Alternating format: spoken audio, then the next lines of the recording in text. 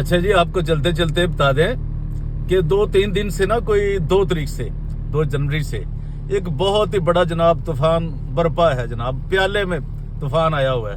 वो क्या जनाब, वो है जी GTS गुजरांवाला थियोलॉजिकल सेमिनरी।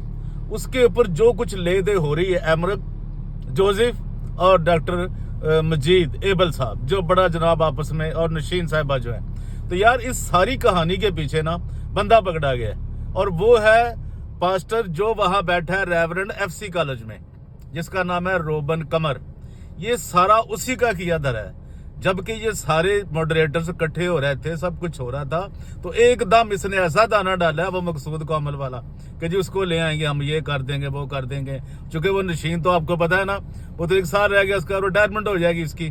तो इन्होंने जनाब ये चक्कर चलाया है, और जो कुछ भी आपको देखने को मिल रहा है ना, बड़ा काबिल अफसोस है। और इस सब का जिम्मेदार, इस सारे वाकयात का, वो है रेवरेंड रोबन कमर जो है, जो कि खान का डोगरा वाला है, और FC कॉलेज में जनाब वो बैठा हुआ है। और ये सारे फ्रॉड की कहानी के पीछे जो कुछ भी वहां पे हो रहा है, वो इसका जिम्मेदार है रेवरेंड रोबन कमर। ये बात आप सब देख लें। Thank you.